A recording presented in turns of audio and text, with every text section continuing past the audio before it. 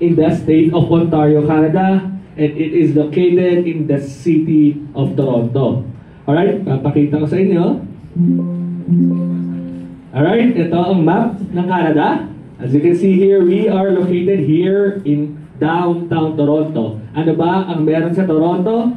Toronto is the fastest and largest growing tech hub not just in Canada but in the whole North America. Mas mabilis pa siya kaysa sa Silicon Valley. That's why there's a lot of job opportunities for you guys when you attend in Centennial College. Next one.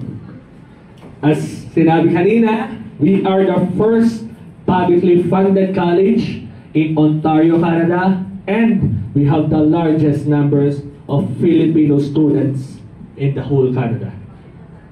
We have around 9,000 to 10,000 Filipino students from the